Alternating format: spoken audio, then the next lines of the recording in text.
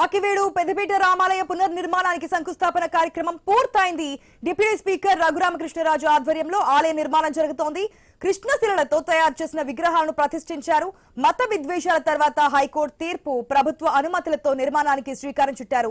ఇక మరొక వైపు చలో ఆకివేడుకు బీఎస్పీ పిలుపునివ్వడంతో అక్కడ టెన్షన్ వాతావరణం నెలకొంది. అలర్ట్ అయిన పోలీసులు భారీ బందోబస్తును ఏర్పాటు చేశారు. అక్కడ పూర్తి అప్డేట్స్ తెలుసుకుందాం మా ప్రతినిధి భార్గవ్ ద్వారా. రైట్, ఏదైతే పెద్దపేట రామాలయ పునర్నిర్మాణానికి శంకుస్థాపన కార్యక్రమం పూర్తయినట్టు తెలుస్తుంది. భార్గవ్, డీటెయిల్స్ ఏంటి? ఎంతో వైభవంగా కూడా ఆకివీడు పెద్దపేట రామాలయానికి పునర్నిర్మాణానికి శంకుస్థాపన కార్యక్రమం పూర్తయింది. డిప్యూటీ స్పీకర్ రఘురామకృష్ణరాజు దంపతులు పీటల మీద కూర్చొని ఈ తంతంతా కూడా చేశారు.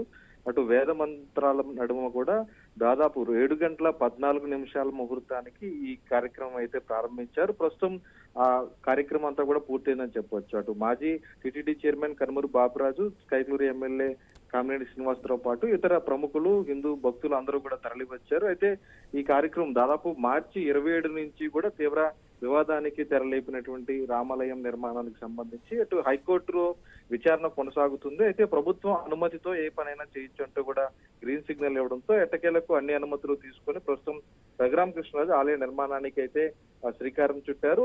ఎవరు ఎన్ని అడ్డంకులు సృష్టించినా సరే నిర్మాణం పూర్తి చేస్తామంటూ కూడా ఈ రోజు మరోసారి రఘురామ ఈ సందర్భంగా వ్యాఖ్యలు చేయడం అయితే జరిగింది. అటు జడలు విప్పేవారు అడ్డుకున్నా సరే ఆగదంటూ కూడా ఆయన ధీమా వ్యక్తం చేయడంతో కొంతమంది నాయకులకు కౌంటర్ వేశారని కూడా చెప్పుకోవచ్చు. ప్రధానంగా దీనికి సంబంధించి ఇది గొంతేనమ్మ ఆలయం అని, ఇది దళితులకు చెందుతుందని హైకోర్టులో పిలువేయడం, ఆ తర్వాత చెలో ఆకివీడుకు కూడా పిలుపునివ్వడంతో ప్రస్తుతం ఉద్రిక్త పరిస్థితుల నేపథ్యంలో భారీ బందోబస్తు నడుమ మధ్య అయితే ఈ కార్యక్రమం అయితే పూర్తయింది. అటు పెద్ద ఎత్తున దళిత సంఘాల నాయకులను కూడా హౌస్ అరెస్ట్ చేశారు. ఆకివీడు ప్రాంత సమీపంలో ఎవరు కూడా లోనికి రాకుండా 500 మందికి పైగా పోలీసులతో బందోబస్తు ఏర్పాటు చేశారు. అటు ప్రైవేటు సైన్యాన్ని కూడా మోహరించి ఎక్కడ అడ్డంకులు సృష్టించకుండా కూడా అడ్డుకునేటువంటి ప్రయత్నం అయితే చేశారు.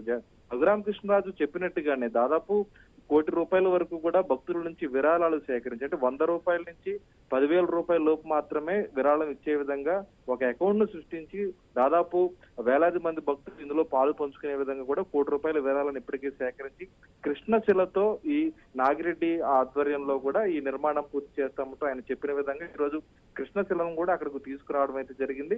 ఆ శిల ద్వారానే ఈ రోజు శంకుస్థాపన నిర్మాణాన్ని ప్రారంభించి త్వరితగతిన ఈ నిర్మాణాన్ని పూర్తి చేస్తామని, రామ మందిరం ఏర్పాటు చేసి తీరుతామంటూ కూడా మరోసారి రఘురామ స్పష్టం చేయడంతో ఈ నిర్మాణం ముందుకు వెళ్ళేటువంటి పరిస్థితి కూడా కనిపిస్తుంది. Thanks for the update Bhargav.